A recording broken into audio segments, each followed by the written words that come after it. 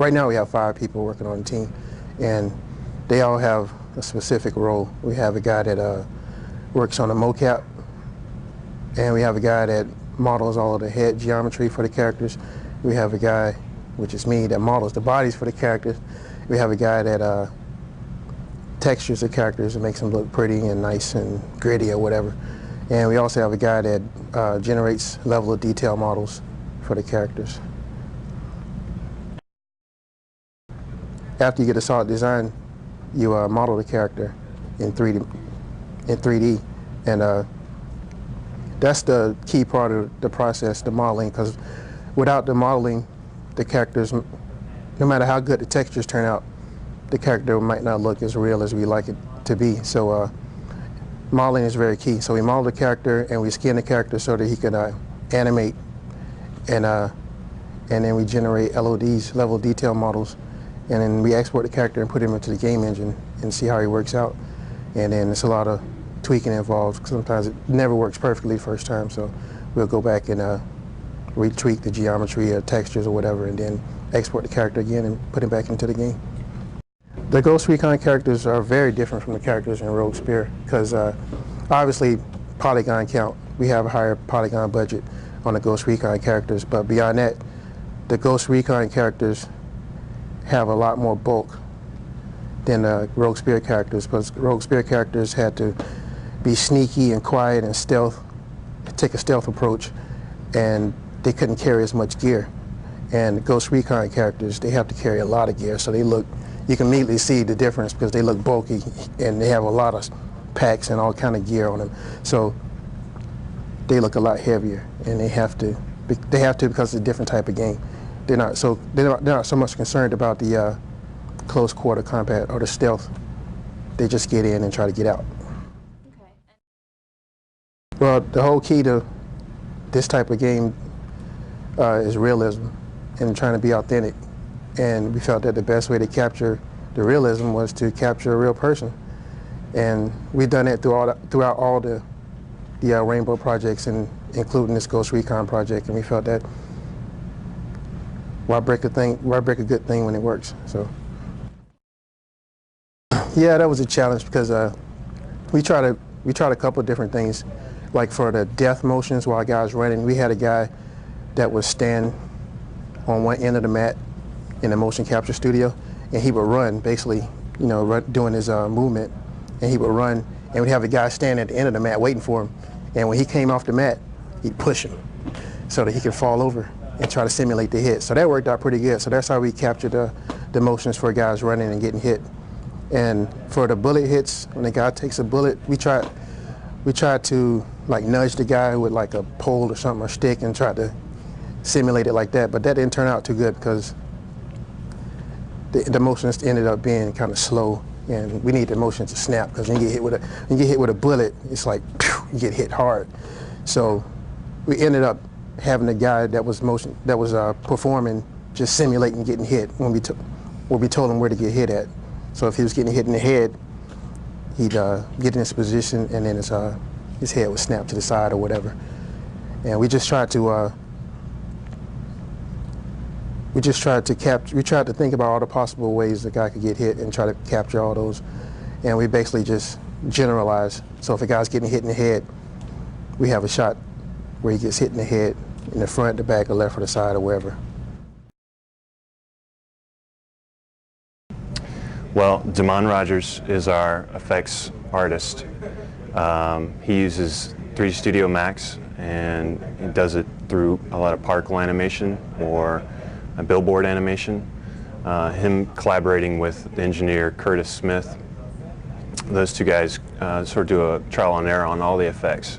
They'll try one thing and then they see how it looks in the game, and they make modifications on that. But mainly it's through the particles that we can achieve more realistic looking smoke, more realistic looking fire, and it comes across with pretty impressive results. One of the best effects in the game is probably the reflection of the buildings in Mission 11, the Valenius mission.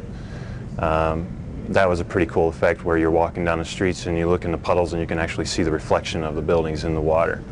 That was a trick and it's, you know, any aspiring effects artists out there should try to figure out how we did it. It's very, very intense, and especially co-op mode is a lot of fun. When you're playing with a guy sitting next to you, or even via the internet, you know, or somebody in a different room, and you're walking around together trying to take out the enemies. There's a lot of anxiety about, you know, what you're doing next. It's a lot of fun.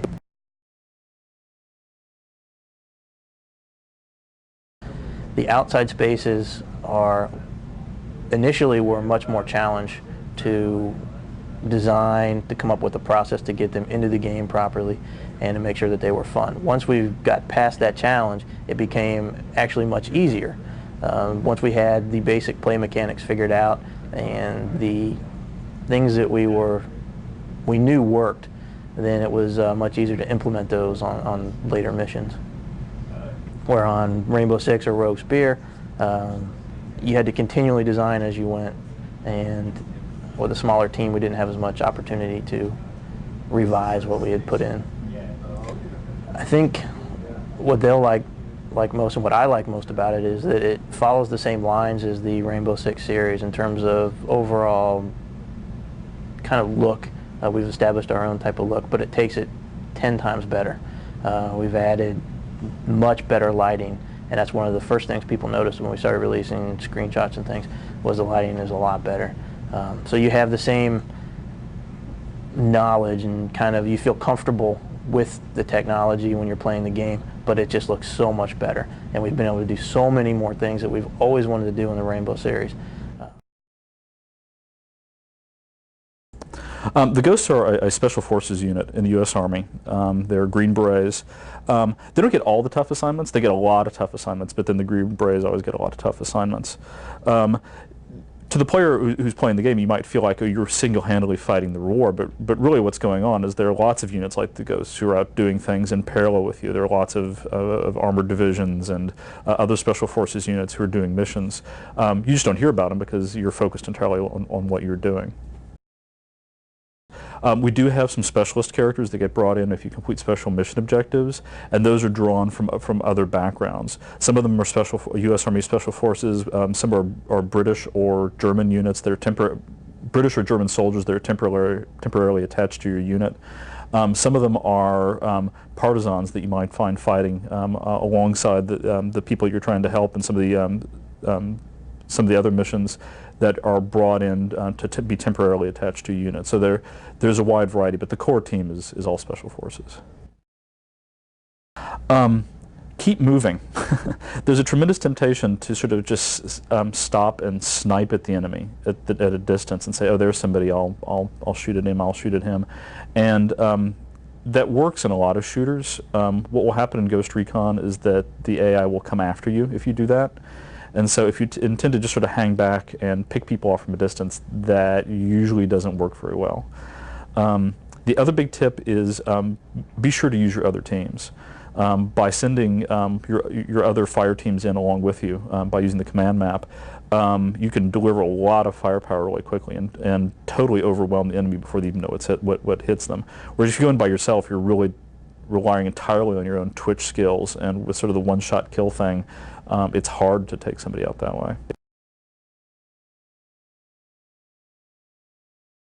Okay, well, I think that every producer is going to be different in the sense that we're all kind of jack of all trades.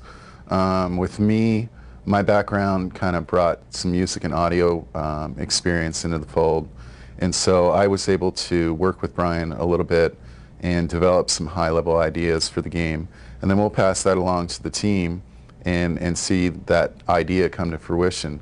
On the other hand, the team and the design group is in charge of the game, and so I really try not to intervene unless I feel that the overall game design isn't meeting the original concept that we came up with for Ghost Recon. We work with Soundelec's Design Music Group, and it isn't the first time that we've worked with them. We've worked with them on several titles in the past, and I think it's through those past experiences that we've both learned and grown in terms of what makes good game audio content. And so this time around, Sound Deluxe set up a firing range and did some live weapon fires out there. And I think it's going to make for some really intense firefights in Ghost Recon.